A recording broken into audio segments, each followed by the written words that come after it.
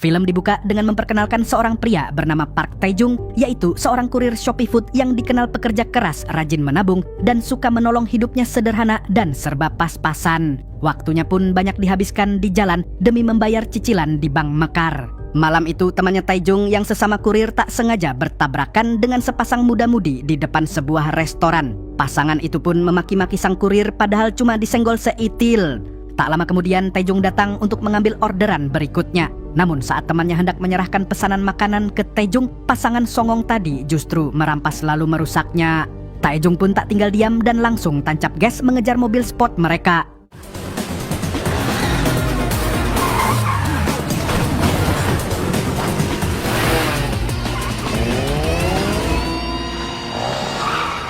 Setelah ngepot sana ngepot sini, akhirnya Tae-jung berhasil menghadang mobil itu di tengah jalan dan langsung menuntut ganti rugi. Lalu karena mereka menjadi perhatian warga, pasangan itu pun mau memberi uang daripada diviralkan di TokTok. Usai kejadian itu, Tae-jung langsung pergi ke tempat bimbel untuk menjemput adiknya, kemudian makan lemper bersama di taman terdekat. Adik Tae-jung yang bernama Tae-jin ini sedang sibuk menghadapi ujian CPNS. Demi mencari cuan, Tae-jin sering melakukan live streaming sambil belajar di kos-kosan. Sementara ibu mereka sudah meninggal lama.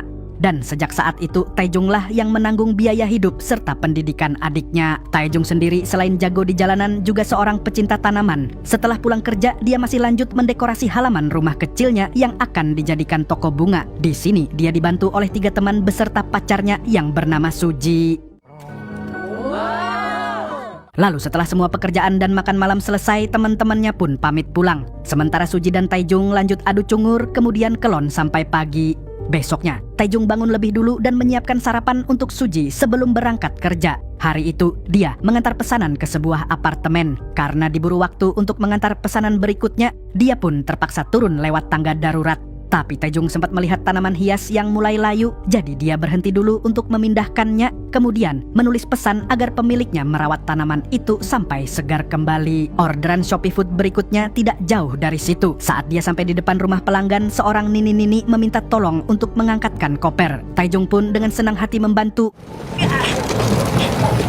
Malamnya, setelah seharian di jalan, Tae-jung membeli lemper lalu duduk di depan minimarket. Ketika sedang menikmati makanannya, tiba-tiba terdengar suara ponsel berdering tak jauh darinya.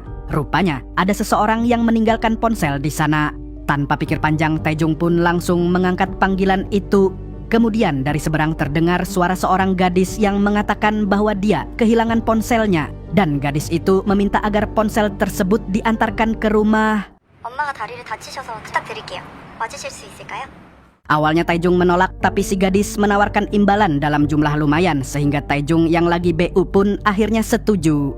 Setelah membuang sampah di dalam minimarket, dia langsung tancap gas ke alamat yang dikirimkan. Begitu sampai, Tae-jung sempat heran karena tempatnya sangat sepi. Tak lama si gadis menelepon lagi dan berkata bahwa dia tidak bisa keluar rumah. Oleh karena itu, dia meminta Tae-jung meninggalkan ponsel di kotak telepon umum yang ada di terowongan. Walau sempat ragu, Tae-jung tetap melakukan perintahnya tanpa rasa curiga sedikit pun. Dan ternyata di dalam kotak itu sudah ada amplop berisi uang sesuai yang dijanjikan. Setelah menyelesaikan pekerjaan mulia, Tae-jung pun bergegas pergi. Namun belum sempat naik motor, tiba-tiba dia dibuat silau oleh lampu truk yang parkir di dekatnya.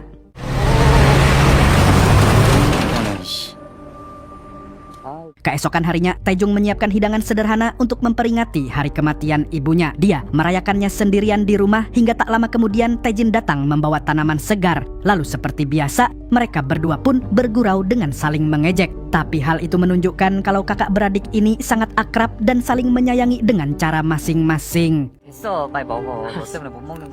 Sore harinya hujan deras mengguyur kota sehingga Tae-jung buru-buru memasukkan tanaman kesayangannya ke dalam rumah. Tapi saat dia sedang sibuk mengirim pesan ke Suji, tiba-tiba terdengar suara langkah kaki di luar. Dengan seenak jidat mereka menginjak tanaman Tae-jung di pekarangan. Mereka lalu mengetuk pintu dan saat Tae-jung hendak membukanya, tak disangka-sangka 2 polisi tiba-tiba menangkap Tae-jung atas tuduhan pemerkosaan dan pembunuhan. Tae-jung yang tak mengerti apapun sempat berusaha memberontak, namun dia langsung dilumpuhkan sehingga hanya bisa pasrah saat dibawa ke kantor polisi. Di kantor polisi, wartawan sudah berkerumun dan langsung menyerbu Tae-jung yang baru tiba. Mereka menanyakan alasan Tae-jung membunuh seorang wanita muda yang mana jasadnya ditemukan di dekat terowongan Sungai Hanggang dalam keadaan mengenaskan. Berita soal Taejung membuat seluruh negeri gempar. Sementara itu, Suji yang sedang berada di kafe miliknya kini syok berat ketika menatap layar yang menayangkan wajah pacarnya. Taejung sendiri sekarang dibawa ke ruang interogasi. Di sini petugas memperlihatkan foto korban, tapi Taejung bersikeras tak mengenalnya. Kedua penyidik itu tidak percaya, bahkan terus menekan Taejung dan tetap menuduhnya sebagai pelaku. Kemudian, sambil menunggu bukti-bukti, Taejung akan ditahan sampai hari persidangan tiba. 누군지 몰라요. 예? 진짜 몰라요. 글쎄 몇 번을 얘기해요 내가 지금. 해야지. 아니 사람을 이렇게 다짜고 데리고 와놓고 당분간 여기 있으라는 게 이게 말이 돼요? 지금 상황이 똥인지 된장인지 구별이 안 가냐? 가게에 식물이 많아요. 그거 시들면 안 돼요 진짜. 보세요. 자, Beberapa saat kemudian, ketiga sahabat Taejung datang untuk memberi dukungan. Taejung pun menitipkan tanamannya agar disirami secara rutin. Lalu dia juga diberitahu bahwa situasi di luar sedang sangat kacau. Data pribadi Taejung bocor, bahkan rumahnya diteror dengan coretan hinaan dan kecaman. Besoknya, Suji menjenguk pacarnya seorang diri. Dia berusaha menguatkan Taejung, meyakinkannya bahwa masih banyak orang yang percaya dia tidak bersalah. 그래서 힘 닿을 때까지 도울게. 그러니까 오빠도 힘내. Suji dan adik Taejung kemudian menyewa seorang pengacara. Menurut pengacara itu, hal terpenting yang mereka butuhkan sekarang adalah bukti bahwa Taejung berada di tempat lain saat korban meninggal. Mendengar itu, teman-temannya pun langsung bergerak. Mereka mencari jadwal pengantaran makanan yang dilakukan Taejung hari itu, menyusun peta rute pengiriman dan melengkapinya dengan struk serta rekaman CCTV. Selain itu, mereka juga membuat petisi dan mengumpulkan pernyataan dari orang-orang yang mengenal Taejung bahwa dia pemuda yang berkelakuan baik dan suka menolong. Setelah semua bukti terkumpul, sang pengacara pun yakin dengan data selengkap ini peluang Taejung untuk bebas sangat besar. 아니, 우리가 이기겠는데? 어이. Hari persidangan akhirnya tiba. Pengacara memaparkan data sekaligus menegaskan bahwa dengan rutinitas sepadat itu, mustahil kliennya punya waktu untuk melakukan pembunuhan. Namun jaksa penuntut maju dan menunjukkan fakta lain. Menurutnya, data pergerakan memang cocok, tapi ada 3 hal yang tidak bisa diabaikan. Pertama, Taejung memang mengantar makanan ke rumah korban lalu mengonfirmasi pengiriman selesai. Namun, dia baru keluar dari apartemen itu 7 menit kemudian. Taejung pun menjelaskan kalau dia sempat mampir untuk membuat catatan di tanaman yang layu. Tapi bukti kedua, Taejung terlihat menyeret koper di jalan menanjak. Dan naasnya, koper tersebut persis seperti koper berisi jasad korban yang ditemukan di Sungai Hanggang. Ketiga, ponsel yang dikembalikan Taejung di terowongan ternyata milik korban. Apesnya, Taejung terpantau dari rekaman CCTV membawa ponsel itu di minimarket. Taejung pun mencoba menjelaskan lagi, tapi dia hanya komat kamit tak jelas akibat dikuasai rasa takut. 왜 이렇게까지 거짓말을 합니까? 아니요. 아니요 저 거짓말 아닌데요. 이거 진짜인데요. 하루 종일 들고 다니는 것 같지 않습니까? Jaksa penuntut kemudian mengeluarkan bukti pamungkas, yakni hasil forensik di mana cairan tubuh pelaku pembunuhan ditemukan di tubuh korban, dan hasilnya 99% cocok dengan milik Taejung. Selain itu, yang lebih menguatkan lagi, gelang yang mirip dengan punyanya Taejung juga ditemukan di lokasi. Taejung yang membaca dokumen-dokumen tersebut seketika memucat. Dia mencoba menahan diri, tapi emosinya justru meledak-ledak. Alhasil, hakim memutuskan menunda sidang sampai vonis ditegakkan.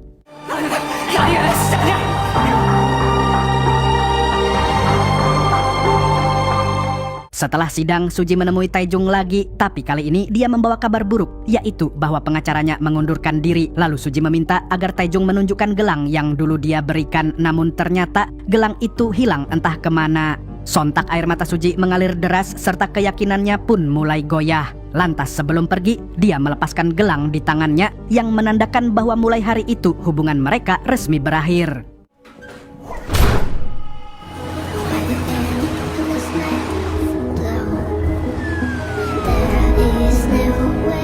Vonis pun akhirnya dijatuhkan. Park Taejung dinyatakan bersalah dan dia dijatuhi hukuman penjara seumur hidup.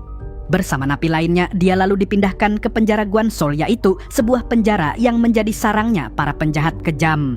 Saat bis tahanan tiba, para napi baru disambut oleh penghuni lama yang sudah lebih dulu menguasai tempat itu. Taejung sendiri tampak sangat ketakutan. Dia masih berharap ini semua hanya mimpi buruk. Namun sayangnya, kali ini dia tidak sedang mengantar makanan, melainkan sedang mengantar dirinya sendiri ke neraka dunia.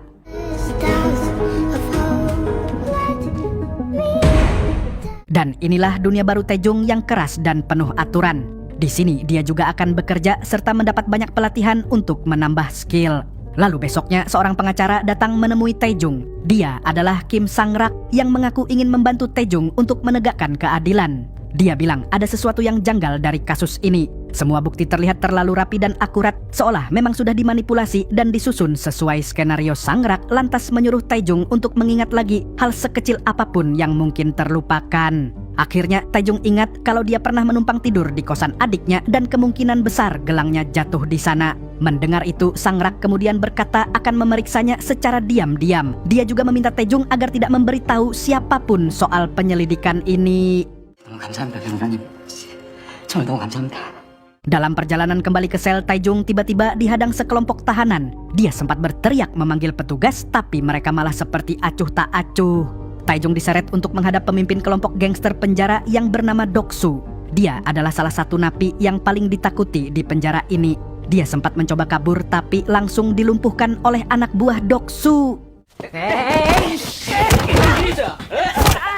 Di sini Doksu seperti memiliki dendam tersendiri dengan Taejung. Apalagi setelah tahu Taejung dijatuhi hukuman seumur hidup karena kasus pemerkosaan dan pembunuhan. Beruntung seorang petugas lewat sehingga Doksu membiarkan Taejung kembali ke selnya. Namun di dalam sel, Taejung malah bertemu anak buah Doksu yang sejak awal sudah menatap Taejung seperti mangsa.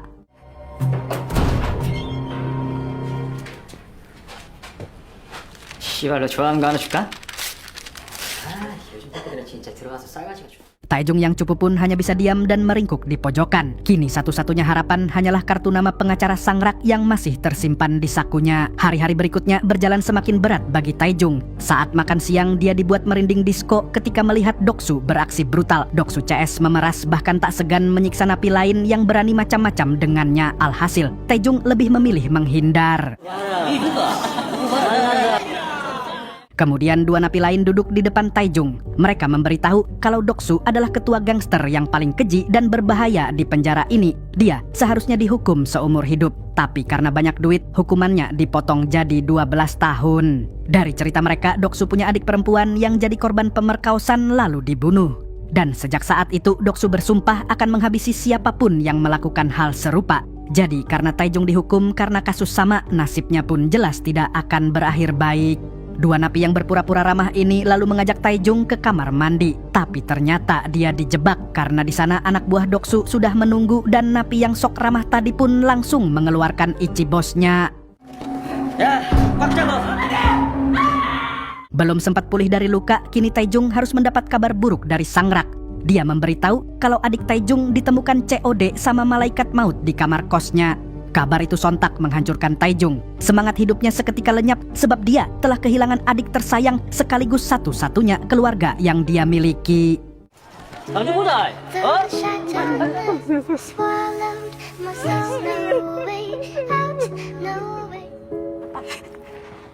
Mengingat nasibnya di penjara akan dipenuhi siksaan dan hinaan, Taejung pun merasa tidak punya alasan lagi untuk bertahan hidup. Maka pada suatu malam Taejung memutuskan untuk mengikuti langkah sang adik.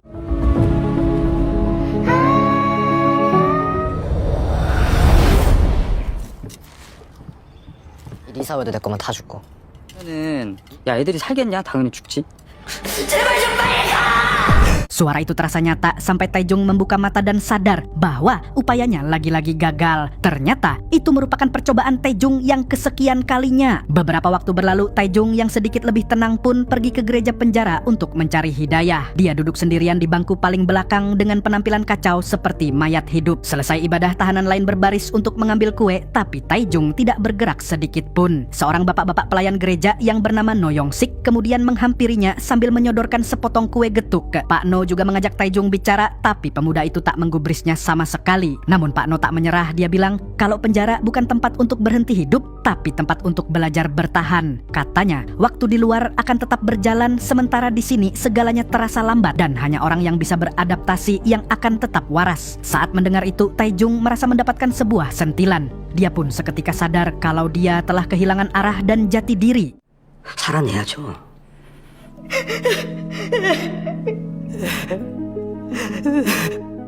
Tak disangka hari itu menjadi titik balik yang membuat Taejung akhirnya memutuskan untuk berubah.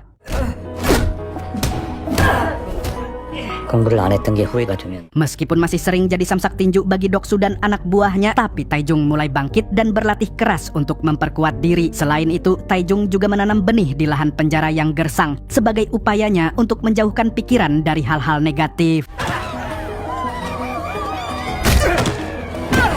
Hari-hari Taejung di penjara memang tak pernah tenang. Tiada hari tanpa pukulan, tapi tubuhnya mulai terbiasa. Biji yang dulu dia tanam pun tumbuh subur. Kalau bijimu gimana? Di samping itu, dia juga menekuni semua kursus hingga mendapatkan sertifikasi hampir di seluruh bidang.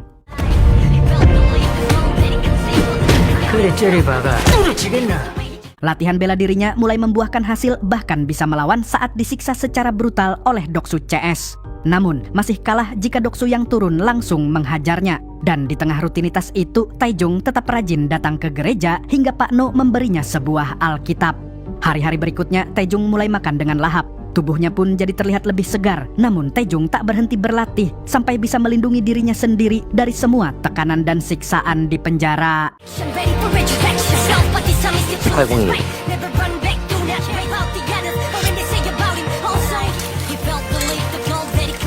5 tahun berlalu cepat. Suatu sore seorang sipir datang ke kebun mini yang dibuat Taejung di lahan penjara. Namanya Kapten Yang, yaitu seorang kepala blok yang jujur dan terkenal tegas. Di sini dia konsultasi dengan Taejung karena tanamannya layu. Taejung pun memberitahu penyebabnya, kemudian meminta pot untuk merawat tanaman itu sampai kembali subur. Dengan senang hati, Kapten Yang akan memenuhi apapun yang dibutuhkan Taejung dalam hal merawat tanaman. Begitu Kapten Yang pergi, tak berselang lama Pak No datang membawa kue getuk dan memberi Taejung gelang kesayangannya. Taejung sempat heran melihat sikapnya yang aneh dan ternyata hari itu Pak No resmi bebas. 오늘 나가? 먹어. Singkat cerita, Taejung kemudian ikut mengantar Pak No sampai gerbang keluar. Di sini, si Kai Kai mengungkap kenapa dia baik kepada Taejung, katanya karena Taejung adalah satu-satunya orang yang mau mendengar nasihatnya. Dan meskipun berat, tapi Taejung harus rela berpisah dengan Pak No. Sosok yang menemaninya saat sedang terpuruk di penjara, bahkan Taejung sudah menganggapnya seperti ayahnya sendiri. 그동안 감사했습니다.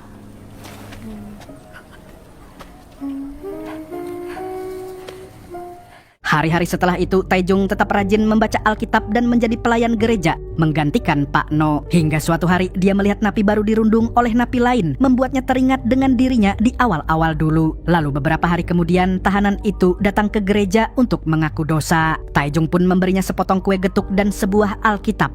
Napi tersebut menerimanya, tapi tiba-tiba dia berkata kalau dirinya tak bersalah. Katanya, dia hanya dijebak dan semua keapesan ini berawal dari mengantar ponsel milik seseorang. Pengakuannya sontak membuat Taejung takajud-kajut, apalagi setelah napi itu menjelaskan semua skenario yang ternyata sangat mirip dengan yang dialami Taejung. 근데 어떤 국선 변호사 한 사람이 도와주겠다고 찾아왔는데 Gongnya lagi, Sang Rak juga datang menemuinya. Tapi dia curiga kalau pengacara jamet itu adalah komplotan dari orang berkuasa yang menjebak orang kecil seperti mereka. Apalagi ibunya juga COD sama malaikat maut setelah dia memberitahu Sang Rak alamat rumahnya. Lantas kini Taejung mulai berpikiran bahwa adiknya juga tidak benar-benar mengakhiri hidupnya sendiri. Dan pasti ada seorang dalang di balik semua manipulasi ini.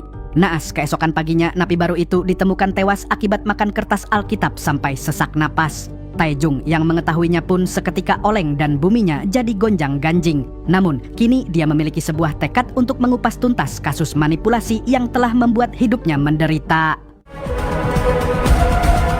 Dia pun langsung meminta petugas memanggil pengacara Sang Rak lagi. Tak lama Sang Rak datang dengan wajah penuh semangat berharap ada bukti lain, namun Taejung justru menjelaskan tentang napi baru yang meninggoy dan tentang pola jebakan yang sama. Sang Rak sempat terkejut tapi tetap berusaha tenang dengan memasang senyum psikopat.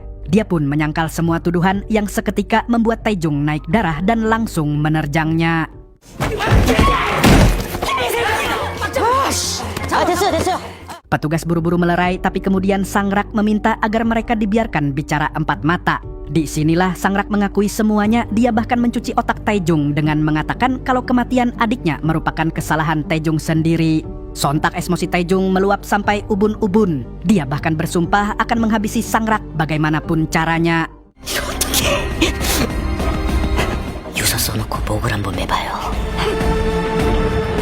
Begitu keluar, Sangrak langsung menelpon seseorang. Ternyata dia ketar-ketir kemudian segera melapor kalau rencana mereka kacau dan harus segera dibereskan. Sementara itu, Taejung segera menemui pendeta untuk menyerahkan Alkitab karena dia tidak bisa lagi jadi pelayan gereja. Dan sejak saat itu, sorot mata Taejung dipenuhi dengan tekad untuk balas dendam.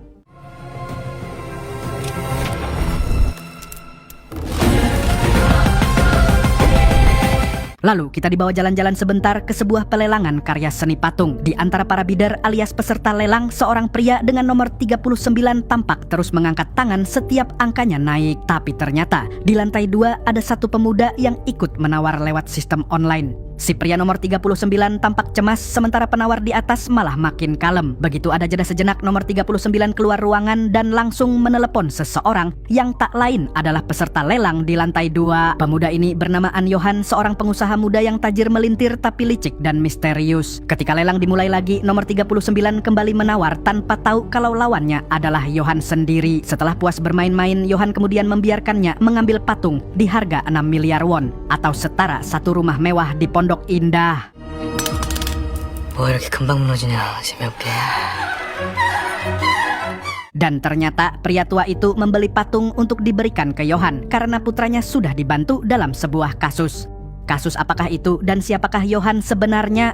Kemudian kita diperlihatkan dengan rumah Yohan yang penuh karya seni berbentuk aneh dan di luar nurul. Dia lalu menghubungi pria yang memenangkan pelelangan tadi, mengatakan kalau orang yang sempat menggantikan anaknya di penjara sudah tewas karena makan Alkitab. Dan setelah semua masalah bersih, sekarang pria itu bisa berlibur ke luar negeri bersama putranya tanpa beban apapun. Beberapa hari kemudian, Yohan yang sedang memimpin rapat di perusahaannya tiba-tiba mendapat telepon dari seseorang. Tak disangka orang tersebut adalah Sangrak, si pengacara gadungan. Dari sini terungkap kalau orang yang membayar Sangrak adalah Yohan, yang ternyata lebih cocok kita panggil dia Samidi.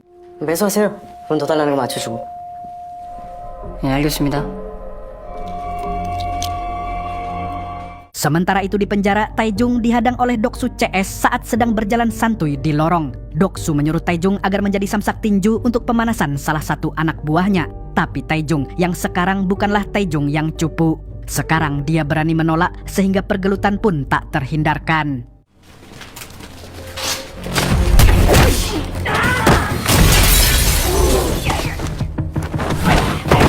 Lorong seketika menjadi arena gelut dadakan sebab napi lain ikut menonton momen langka itu. Lantas setelah berhasil menumbangkan para jamet, Taejung kemudian memperingatkan Doksu agar berhenti mencari gara-gara dengannya. Pergelutan di lorong tadi ternyata menggemparkan satu penjara dan menjadi bahan omongan napi lain. Namun dua tahanan yang bergosip tentang kekalahan Doksu langsung menerima hal ini.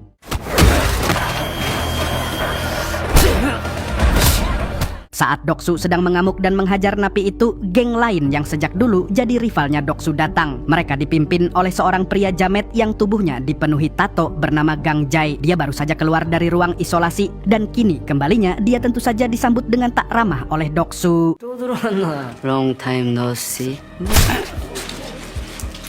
Di hari yang sama, Taejung mendapat kunjungan dari Pak No. Dia menanyakan kabar sekaligus membawakan sekotak suplemen dan meminta Taejung agar meminumnya dengan teratur. Setelah ngobrol basa-basi, Taejung tiba-tiba berbisik pelan ke Pak No. Dia bilang kalau dia akan keluar dari penjara. Taejung lalu menyampaikan sebuah rencana gila, yaitu dia ingin melarikan diri agar bisa balas dendam sekaligus mengungkap sosok yang telah menjebaknya hingga menderita di penjara. Di sisi lain, Doksu mengumpulkan anak buahnya di sebuah tempat dengan ring tinju. Salah satu dari mereka protes karena sampai sekarang mereka belum membalas Taejung, tapi Doksu bilang kalau dia harus menahan diri sebab kepala sipir melarangnya membuat keributan. Meski begitu, dia tetap tak akan tinggal diam. Dia lalu memerintahkan seorang napi bernama Jiong untuk mengurus Taejung secara diam-diam. Malam itu, Taejung yang mulai menyusun rencana kabur tiba-tiba mendapat teman baru di dalam sel, yang tak lain adalah Jiong, anak buahnya Doksu. Lalu ketika Taejung tidur, saat itulah Jiong mulai menjalankan rencananya. Tapi ini yang terjadi berikutnya.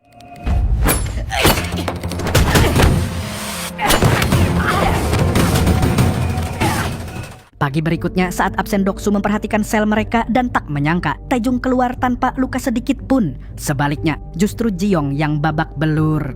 Kemudian saat makan, Taejung malah dengan santuy duduk di depannya Doksu. Lalu di sini dia sengaja menyinggung soal adik perempuan Doksu dan mengatakan kalau Doksulah pelaku pemerkaos serta pembunuh adiknya sendiri.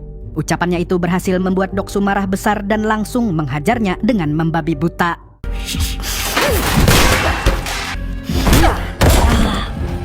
Tapi anehnya, Taejung tidak melawan sedikit pun. Saat Taejung hampir dihajar pakai omprengan MBG, beruntung sipir datang dan langsung menyetrum Doksu tanpa ampun. Akibat insiden itu, Doksu dikurung di ruang isolasi. Sementara Taejung merasa menang karena telah berhasil menyingkirkan penghalangnya untuk kabur. Ternyata mulai kepake otaknya abang ini. Sore harinya, Taejung terlihat merawat tanamannya di halaman penjara. Kapten yang lalu datang membawa barang yang dipesan oleh Taejung. Si kapten cukup baik padanya karena sejak ada Taejung, penjara jadi tampak lebih hidup dengan tanaman dan bunga. Ternyata Taejung meminta spons media tanam yang sebenarnya punya fungsi lain dalam rencana kaburnya. Taejung lalu menyembunyikan spons itu di dalam pot dan berpura-pura tanamannya tugas dari Kapten Yang. Setelah berhasil masuk tanpa diperiksa, dia lalu membawa pot itu ke gudang pembersih dan menyimpannya di sana. Besoknya, terlihat sekelompok napi Blok B yang baru saja menyelesaikan tugas dan hendak kembali ke sel. Tapi salah satu napi bilang ingin nyebat sebentar hingga tiba-tiba ternyata pelakunya adalah Taejung. Karena napi tadi tak muncul saat absen, maka sipir meminta sukarelawan baru untuk menggantikan posisinya. Tanpa basa-basi, Taejung langsung mengangkat tangan. Dia pun akhirnya diberi kunci sementara untuk membersihkan area Blok B. Begitu menerima kunci, dia bergegas ke gudang mengambil spons yang sudah disembunyikan lalu mencetak duplikat kuncinya. Setelah itu, hasil cetakan tersebut disimpan dengan rapi di kebun mininya. Kebetulan hari itu ada tim medis yang datang untuk vaksinasi. Para petugas kesehatan ini rupanya suruhan Samidi yang ingin menyingkirkan Taejung. Semua napi yang ada di bengkel kemudian diminta makan siang lebih cepat agar bisa langsung vaksin. Namun sebelum pergi, mereka harus melalui pengecekan agar tidak ada yang menyelundupkan barang apapun termasuk kunci. Di saat bersamaan, seorang sipir meminta bantuan Taejung tetap tinggal untuk memperbaiki mobilnya.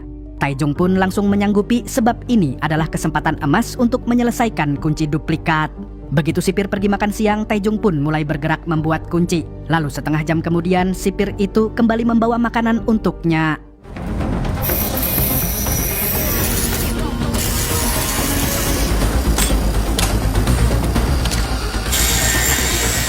Naas dari jauh si sipir mendengar suara mesin dan langsung panik. Takut Taejung sedang membuat proyek berbahaya.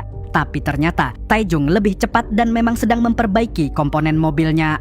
Sipir itu pun seketika lega lalu memberi Taejung makanan sebagai ganti waktu istirahat yang terpakai. Dan untungnya saat Taejung hendak pergi, bungkus makanan yang menyimpan kunci hasil duplikasi tidak diperiksa. Namun saat di perjalanan kembali ke sel, Taejung dihadang oleh geng Gang Jae. Si Jamet pun memperkenalkan diri tapi Taejung tetap statue. Dan hal itu membuat salah satu Jamet kesal, namun dia malah dihajar oleh bosnya sendiri. Gang Jae lalu menawarkan kerjasama dan ingin merekrut Taejung masuk ke gengnya. Dia berjanji akan membantunya menjatuhkan Doksu. Lantas sebelum pergi, Gang Jae menyuruh Taejung agar memutuskan dengan bijak. 이거 뭐냐? 놔줘라.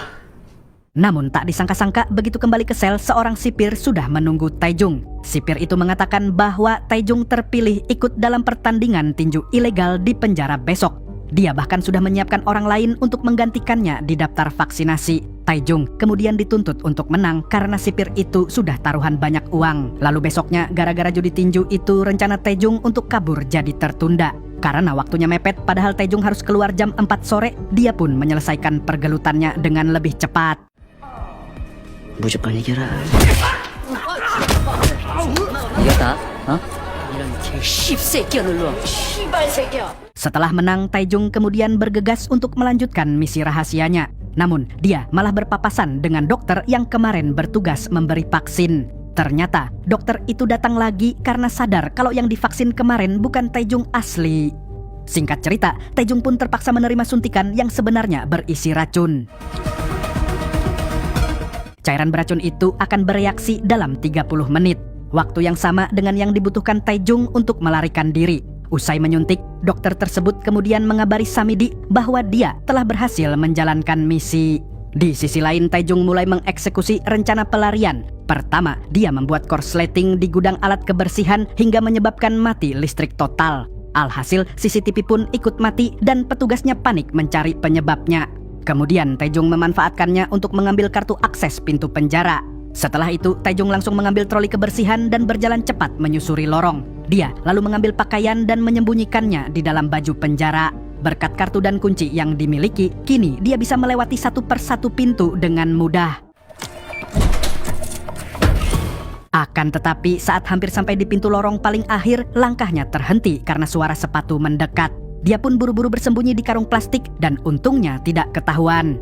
Namun racun di tubuhnya malah mulai bereaksi. Badannya terasa panas, kepalanya keliengan, tapi Taejung tetap memaksa diri untuk fokus. Begitu mencapai ruang tersembunyi, dia pun buru-buru berganti pakaian biasa. Setelah itu dia naik ke ventilasi udara, kemudian merangkak perlahan. Naas seorang sipir mendengar suara di ventilasi. Tapi untungnya dia mengira itu hanya tikus, lalu mengusirnya dengan sapu.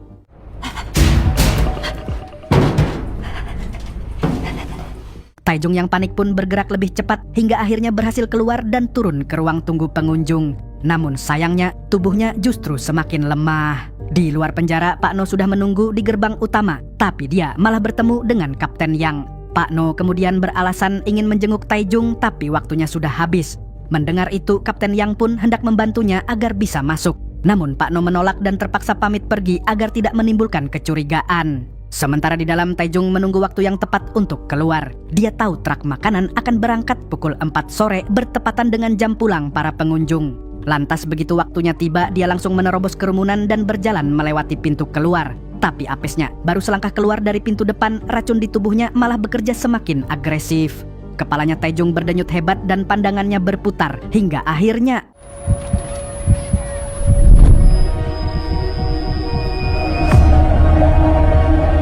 sementara itu, Samidi sedang menonton balap mobil di sirkuit Mandalika, tapi dia mengeluh bosan dan menginginkan sesuatu yang lebih memacu adrenalin. Anehnya, adrenalin yang dimaksud Samidi adalah kecelakaan di sirkuit balap.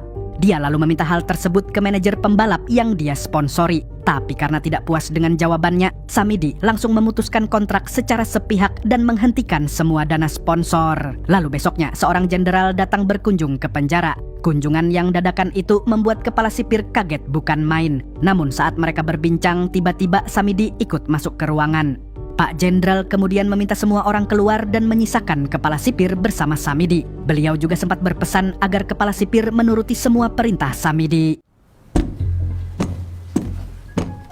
Di sini kepala sipir masih bingung siapa Samidi sebenarnya. Apalagi dengan sikapnya yang sembrono dan tak tahu sopan santun, sebenarnya dia menahan ingin mengampleng kepalanya.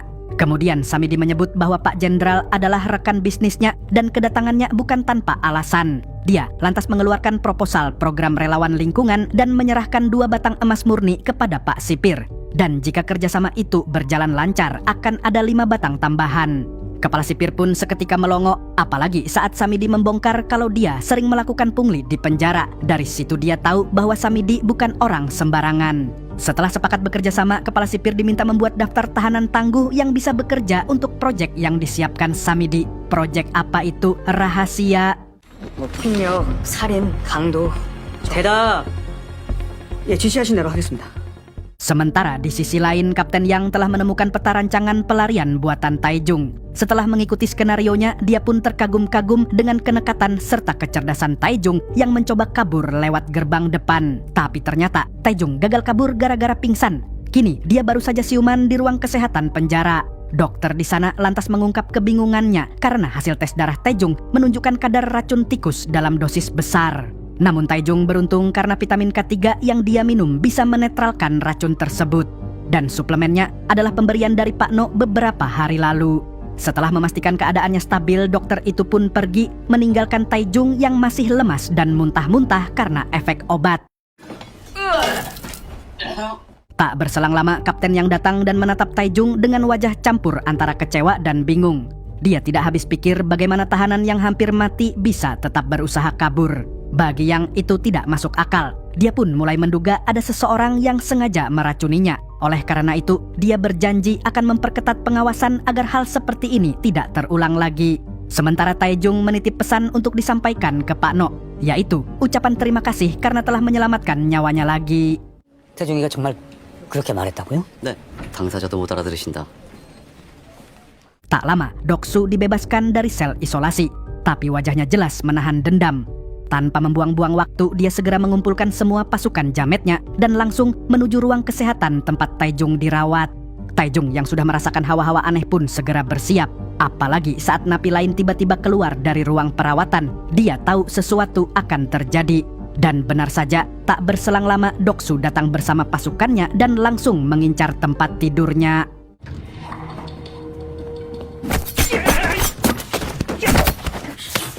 Tapi yang diserang ternyata hanya kasur kosong hingga tak lama kemudian. Mas satu, Taejung berhasil menyandera salah satu jametnya Doksu, membuat yang lain sempat ragu untuk menyerangnya. Tapi si jamet Doksu punya akal bulus. Dia membuat mata Taejung kesilauan sehingga memberi kesempatan pasukan jametnya untuk segera menyerang.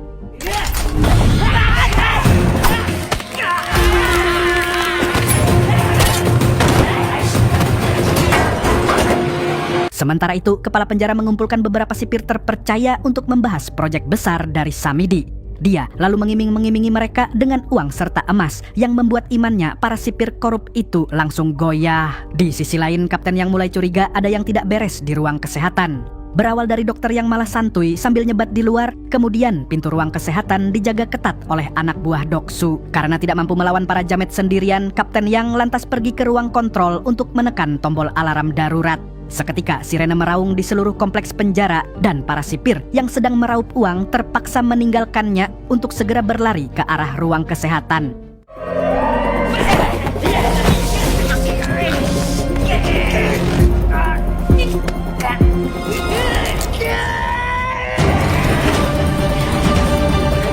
Taejung berhasil menghabisi anak buahnya Doksu, sedangkan pasukan sipir mulai menerobos penjagaan yang dilakukan oleh para jamet. Di waktu yang sama, kini tinggal Doksu yang langsung baiwan secara brutal-brutalan dengan Taejung.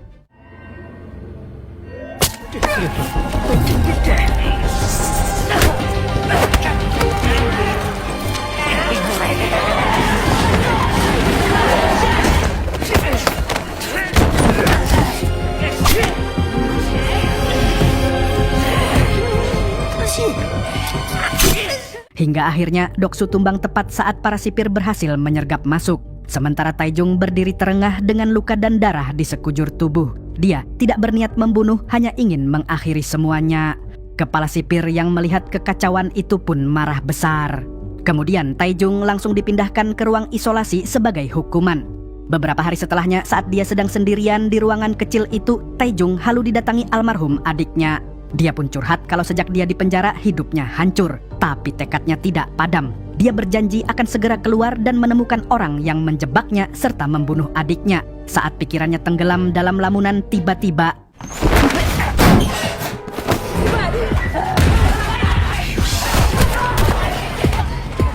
tanpa aba-aba sekelompok sipir masuk dan menutup kepala Taejung dengan kantong hitam. Bukan dia saja, tapi beberapa pentolan napi juga mengalami hal sama. Mereka semua dibawa keluar penjara menuju tempat yang tak diketahui. Di saat bersamaan, Samidi menerima laporan bahwa 12 tahanan sudah dipindahkan. Semuanya adalah napi dengan kasus berat.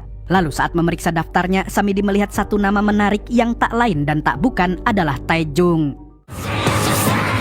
Kita lalu dibawa kembali ke 5 tahun lalu, di mana kini terlihat sebuah kamar apartemen yang kondisinya lebih buruk dari kapal pecah. Barang berserakan dan cairan merah terlihat di banyak tempat. Pria yang tampak teler ini adalah Baek Dokyung atau kita sebut saja Panjul, putra tunggal seorang anggota DPR paling berpengaruh di kota Seoul. Dengan suara gemetar dia menghubungi ayahnya sambil meyakinkan bahwa dirinya tidak sedang ngeplay. Namun gadis yang bersamanya tidak bernapas alias sudah innalillahi. Panjul pun panik dan memohon bantuan karena dia takut dijebloskan ke penjara. 나 어떡해? 나 갑자기 무서워지려고 했는데. Sementara itu, di sebuah hotel mewah sedang berlangsung acara perjanjian kerjasama proyek. Di sini, Samidi terlihat bergabung dengan 3 bos dari perusahaan berbeda, membahas perusahaan yang memenangkan tender proyek pusat data nasional. Tapi para bos itu justru menertawakan dan menuduh Samidi sebagai buzzer. Samidi lantas mengaku kalau dialah pemilik dari perusahaan raksasa yang dimaksud. Langsung terbukti saat pembawa acara memanggil namanya untuk naik ke panggung sebagai CEO. Salah satu dari bos itu kemudian menuding Samidi sebagai pemuda songong tanpa tahu apa yang bisa Samidi lakukan terhadapnya. Begitu acara selesai, bos yang tangannya menunjuk Samidi tadi hendak pulang. Tapi tiba-tiba mobilnya dihadang oleh mobil lain. Dan tak lama kemudian Kita lalu beralih ke rumahnya Samidi di mana dia sedang menikmati sebuah karya seni patung dan ternyata jarinya bos tadi diambil untuk menjadi bagian dari koleksi tersebut. Hal itu menunjukkan betapa bengisnya sosok Samidi ini. Tak berselang lama, Samidi menerima sebuah telepon dari seorang anggota DPR. Dia melapor tentang masalah besar yang menimpa putranya. Samidi lantas menyatakan bahwa dia bisa menyelesaikan masalah itu dengan mudah. Tapi dia tidak butuh imbalan uang, melainkan sebuah karya seni yang akan dia pilih nanti. Kemudian Samidi memasuki sebuah ruangan yang dikelilingi layar monitor. Sementara di tempat lain beberapa orang masuk ke apartemen Panjul. Mereka memasang alat canggih yang merekam seluruh area ruangan itu. Hasilnya Samidi bisa seolah-olah sedang berada di sana. Samidi langsung menelusuri ruangan dan melihat kondisi kamar yang sangat kacau. Sementara seorang wanita yang menjadi korban si Panjul telah dimasukkan ke bak mandi berisi air hangat. Dan korban itu adalah Nayong yang dulu dikaitkan dengan kasusnya Taejung. Setelah melihat-lihat, Samidi lantas mengendalikan jaringan CCTV untuk mencari sosok yang dapat digunakan sebagai kambing hitam. 얘는 하루 종일 집 근처에 있었네. 잡았다. Hingga akhirnya dia menemukan kandidat yang cocok. Yap, dialah Taejung yang terpantau sering berada di sekitar lokasi. Dan beginilah cara manipulasi itu dilakukan. Yaitu dimulai dengan mengawasi seluruh pergerakan Taejung. Lalu saat Taejung bekerja jadi kurir Shopee Food, dia diikuti oleh anak buah Samidi yang membawa ponsel korban. Sementara beberapa orang memakai APD lengkap menyusup ke rumahnya untuk mengumpulkan sidik jari serta pola sepatu yang biasa Taejung pakai. Seluruh sampel itu kemudian dipindahkan ke apartemen tempat Nayong dibunuh. Malamnya saat melihat Taejung adu cungur dengan pacarnya, Samidi mendapat ide tambahan. Dia pun langsung memerintahkan anak buahnya agar mengambil semua sampah dari rumah Taejung. Kemudian bekas pelindung Ichibos Taejung diolah oleh dokter bernama Joko yang memberi Taejung vaksin beracun. Inilah alasan kenapa cairan anu Taejung ditemukan di TKP. Termasuk gelang pemberian Suji juga sengaja dicari yang mirip dan diletakkan di dekat korban. Sementara adik Taejung dihabisi demi melenyapkan bukti dan saksi mengingat gelang asli milik Taejung jatuh di kamar kos adiknya itu. 그거 태진이 고시원에 떨어뜨린 것 같아요. 나 좀 도와줄래? 너 고수가 좋겠다. Alhasil, kini terungkap bahwa seluruh bukti dan jebakan yang menjerat Taejung merupakan naskah yang ditulis Samidi dengan rapi dan mendetail. Maka ketika Taejung ditangkap, dia tidak memiliki kesempatan untuk mengelak. Keesokan harinya, Samidi menelpon si DPR dan mengabarkan bahwa masalah putranya sudah selesai. Dia juga menyuruh anaknya yang bernama Dokyung bin Panjul untuk pergi ke luar negeri sebagai langkah aman. Kita kembali ke masa sekarang, yaitu pada malam ketika para napi diculik dan dipindahkan ke sebuah pabrik tua. Samidi juga berada di sana lalu memerintahkan agar para napi diberi makan terlebih dahulu. Begitu pintu truk dibuka, 12 napi ditarik keluar lalu didorong masuk ke sebuah ruangan ajab-ajab yang dijaga ketat oleh tentara bertopeng. Ternyata ruangan itu berisi banyak makanan dan minuman yang sudah disiapkan oleh Samidi. Di sini Gang Jae sempat memberontak dan menolak diperlakukan seperti mainan. Namun napi yang lain tak peduli dan lebih memilih menyantap hidangan, apalagi tersedia banyak alkohol. Saat itulah Gang Jae melihat Samidi muncul di lantai atas. Namun ketika dia mencoba menghampiri, dia langsung dihalangi. Selesai makan, para tahanan diantar menuju kamar masing-masing dan Taejung mendapatkan bilik nomor 9. Semua napi juga masuk ke bilik mereka tanpa tahu ngapain sebenarnya mereka di sini. Saat lampu malam dipadamkan, Taejung memanfaatkan momen untuk menyelinap keluar. Niatnya tetap sama, yaitu mencari celah untuk kabur.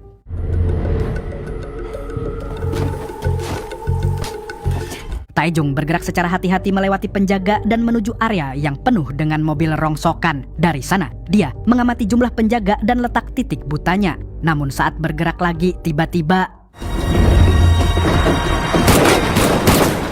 tepat saat itu, sebuah jeep berhenti tak jauh darinya dan menyuruh Taejung untuk mendekat. Ternyata dia adalah Samidi yang dengan santuy menyapa. Samidi mengingatkan bahwa proses membawa Taejung ke tempat ini sudah cukup merepotkan, jadi sebaiknya dia tidak kabur lagi. Dia bahkan berniat akan mengantar Taejung kembali ke biliknya. Namun Taejung malah berjalan pergi dan Samidi pun langsung mengikuti. Taejung akhirnya bertanya apakah Samidi yang memindahkan 12 tahanan ke lokasi ini, dan Samidi membenarkan sekaligus bilang kalau akan ada pertandingan dengan hadiah fantastis untuk pemenangnya. Pertandingan apakah itu Samidi juga belum bilang, tapi tiba-tiba dia merasa pernah melihat wajahnya Taejung. 혹시 유명하신 분인가? Lalu saat hendak kembali ke kamar, Taejung tiba-tiba dihampiri oleh Ji-young. Dia menegaskan kalau sekarang dirinya berada di pihak Taejung setelah melihat Taejung bisa menghabisi Doksu CS sendirian. Taejung sempat tak percaya, tetapi Ji-young memohon agar dia ikut dengannya sebentar. Dan ternyata Ji-young membawanya kembali ke ruang makan. Di sana Doksu dan geng jametnya sudah berkumpul, lalu Ji-young langsung bersikap kurang ajar seperti biasa. Taejung berniat pergi, namun Ji-young mengejarnya sambil bilang kalau dia bisa mati jika Taejung tak menurut. Dengan terpaksa, Taejung kembali ke Doksu yang berniat meluapkan dendamnya. Melihat anak buah Doksu telah siap bertarung, Taejung langsung memecahkan botol untuk pertahanan diri. Akan tetapi alhasil baku pukul tidak jadi pecah di sana. Lalu Doksu mengancam akan menggorok leher Taejung di kesempatan lain. Keesokan harinya, para napi dibangunkan bukan oleh azan subuh, melainkan oleh suara terompet yang menggelegar. Para tahanan pun terpaksa bangun dan keluar dari bilik memakai seragam dengan nomor masing-masing. Semua lalu diarahkan menuju area terbuka di dalam pabrik. Di sana terlihat banyak penjaga bersenjata di setiap sudut, sementara drone berterbangan di sekitar. Di sisi lain, Samidi berdiri di puncak menara dan berbicara menggunakan pengeras suara. Dia menyambut mereka sambil bertepuk tangan seperti host acara Super Deal 2 miliar. Saat ada yang bertanya, Samidi kemudian menjelaskan bahwa tempat itu adalah arena balap mobil. Kedua belas napi harus ikut balapan menggunakan mobil yang sudah tersedia di garasi sesuai nomor seragam. Mereka juga diperbolehkan berkonsultasi langsung dengannya satu kali. Selain itu, tidak ada aturan lain. Tiba-tiba seorang napi berteriak dan menyuarakan protes keras. Dia mempertanyakan apakah Samidi punya izin. Karena hal ini tidak masuk akal dan dia menolak untuk ikut. Namun saat dia hendak pergi, inilah yang dia terima. Sontak semua napi terdiam. Tewasnya napi barusan dengan cara yang mengenaskan mengingatkan mereka dengan Squid Game. Atau malah bau-bau Death Race. Apapun itu, yang jelas tidak ada jalan untuk keluar dengan selamat dari permainan ini. Begitu jasad napi tadi dibawa pergi, Samidi kemudian memastikan apakah ada yang ingin bertanya lagi. Tapi tidak ada satupun tangan yang terangkat. Maka dia memanggil sebuah mobil yang membawa tumpukan uang 5 miliar won yang akan menjadi hadiah untuk pemenang balapan.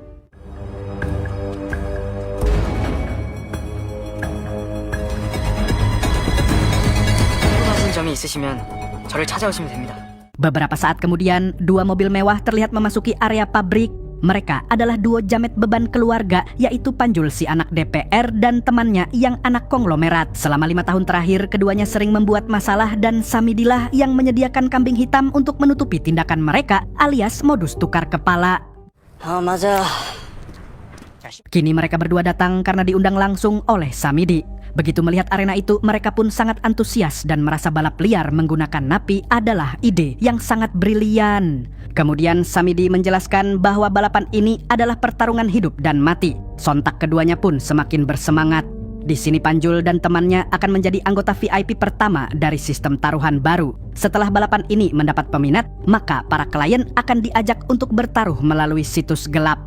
Kemudian Samidi bilang kalau dia memang menjanjikan hadiah besar, namun dia ragu para napi bisa bertahan di balapan yang mematikan ini. Apakah series ini akan jadi film Death Race versi Annyeonghaseyo? Sementara itu, para tahanan diarahkan menuju garasi masing-masing untuk melihat mobil mereka. Ji-young mendapatkan garasi nomor 10 berisi mobil sport yang membuatnya langsung kegirangan. Tetapi tidak semua orang seberuntung itu. Ada juga yang mendapat mobil mini, sedangkan mobil Taejung sendiri tipe standar dan dia pun segera memeriksanya. Gang Jae dan kelompoknya langsung memodifikasi mobil mereka seperti mekanik profesional. Sementara Doksu memperhatikan dari jauh penasaran mobil apa yang didapat Taejung.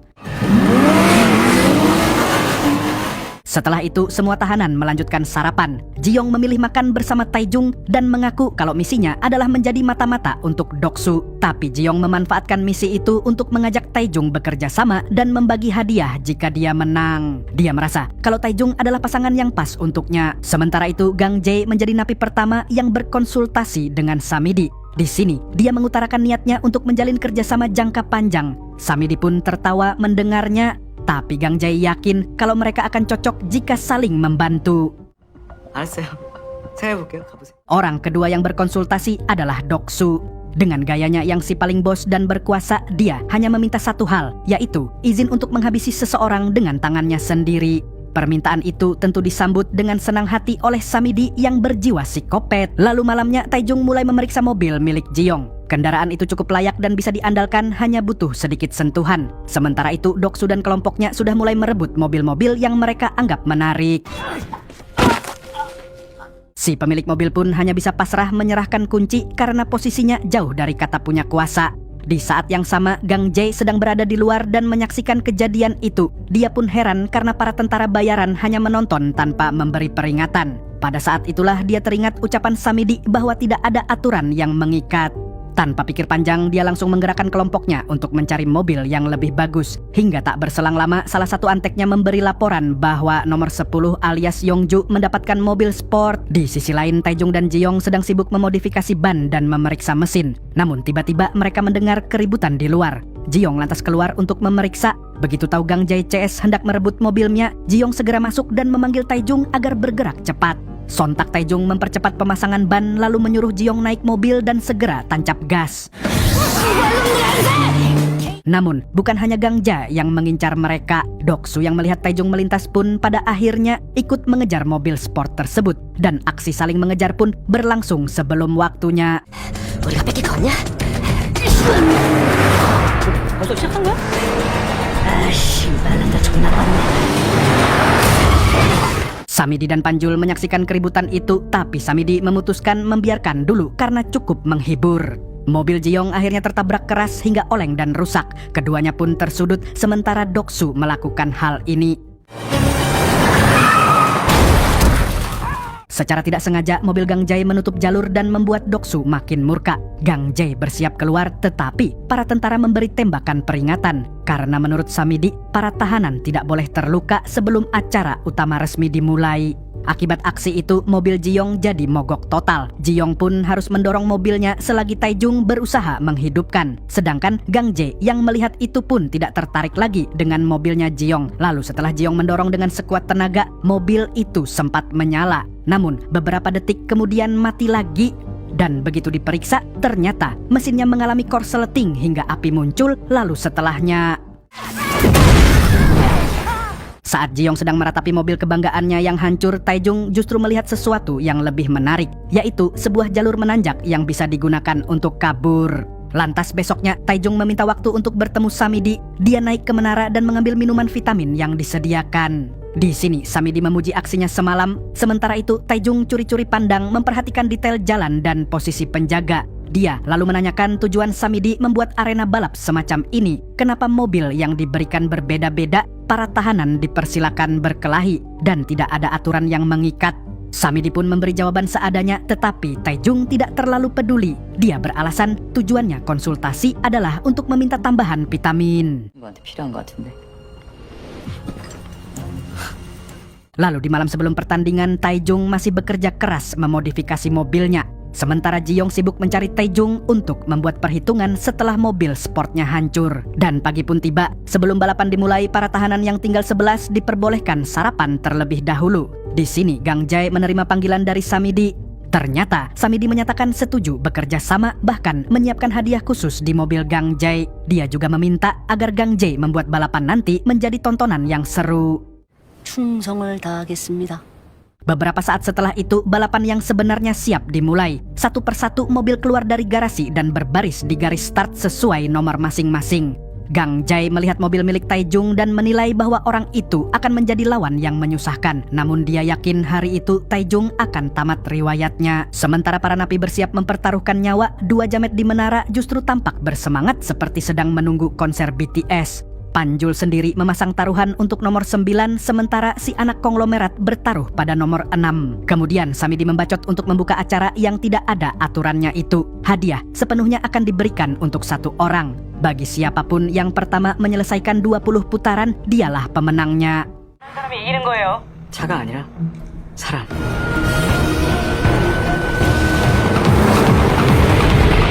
Mereka saling dorong sejak detik pertama. Namun ada keanehan. Mobil nomor 11 langsung keluar jalur dan menuju arah yang tidak masuk akal. Samidi yang melihat itu pun langsung memerintahkan anak buahnya untuk mengikuti menggunakan drone. Di sisi lain, mobil nomor 2 mengaktifkan turbo dan berhasil memimpin. Tapi naasnya mesinnya tidak kuat hingga akhirnya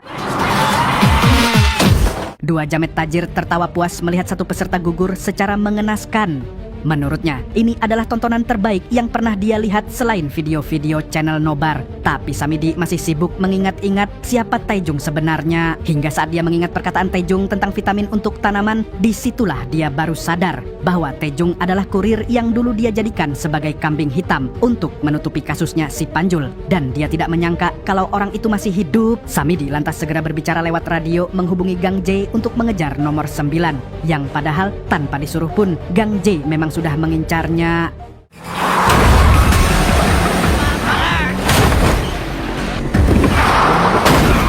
Begitu juga dengan Doksu sehingga posisi mobil nomor 9 kini terjepit. Setelah nomor 9 berhasil dilumpuhkan, Doksu bergegas keluar mobil dan mengambil pisau. 3 orang berduit di menara pun antusias menunggu momen menghabisi Taejung. Namun saat Doksu hendak menghabisi pengemudi nomor 9, tak disangka ternyata Jionglah yang mengemudikan mobil nomor 9. Sedangkan Taejung mengambil milik nomor 11 yang pemiliknya sudah almarhum setelah didor di awal tadi. Samidi yang sadar akan hal itu pun segera mencari keberadaannya. Tapi ternyata isi mobil nomor 11 kosong. Drone pun mencoba mencari lagi, lalu tiba-tiba sebuah motor trail tiba-tiba muncul dari tumpukan mobil bekas. Ternyata dia adalah Taejung yang langsung melaju kencang menggunakan motor. Melihat Taejung naik motor, Doksu seketika murka dan nekat berlari untuk adu banteng dengannya. Namun Taejung memilih jalan lain. Lantas Doksu dan Gang Jae bergegas mengejarnya menggunakan mobil. Kemudian Samidi memerintahkan Gang Jae untuk memakai hadiahnya yang ternyata adalah pistol. Kini pengejaran berlangsung semakin brutal. Samidi memberikan petunjuk arah kepada Gang Jae selagi Taejung berhenti di satu titik dan mengikat tabung gas di belakang motornya. Setelah itu dia kembali melaju, namun Gang Jae menemukannya lalu menghancurkan kaca mobilnya sendiri agar bisa lebih leluasa menembak. Panjul terlihat sangat menikmati adegan baku tembak itu karena sangat beradrenalin seperti menonton video Nobar.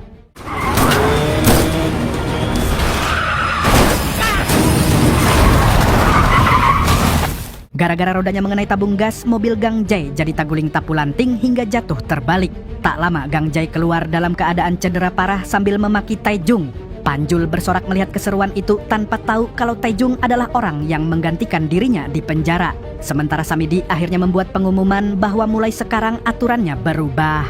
Hadiah digandakan dan bagi siapapun yang bisa menangkap pengendara motor dalam keadaan hidup ataupun mati, maka dia berhak mendapat hadiahnya. Hal tersebut sontak membuat mobil-mobil langsung berputar arah dengan target utamanya adalah si Taejung. Kiana, 안 다친 거 아니야?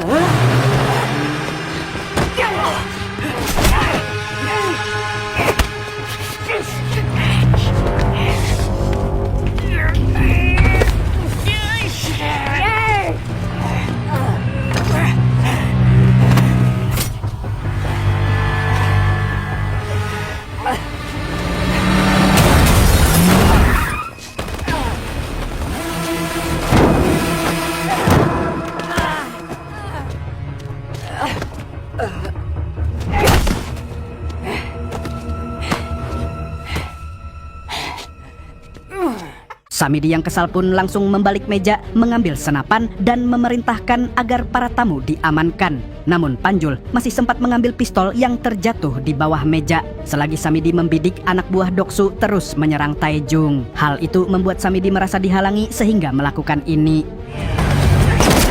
비켜라, 안 보이잖아.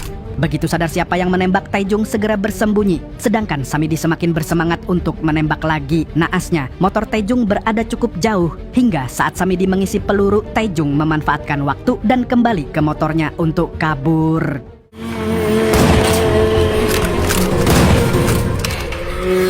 Taejung terus memacu motornya dan mencari jalan keluar. Namun Samidi membuat sebuah besi besar jatuh dari atas. Beruntung, Taejung berhasil menghindarinya. Hal itu membuat Samidi semakin geram dan memerintahkan seluruh tentara bayaran untuk menangkap Taejung. Panik kau, Dek? Taejung sempat berhenti sejenak dan drone muncul mengikutinya. Pada saat itulah Samidi akhirnya sadar kenapa Taejong meminta bertemu. Dia bukan ingin meminta vitamin, melainkan ingin melihat peta lokasi dari ketinggian dan jalan menanjak menuju laut adalah tujuan utamanya untuk kabur. Sementara itu, kini Taejong melepas tabung gas di belakang motornya, kemudian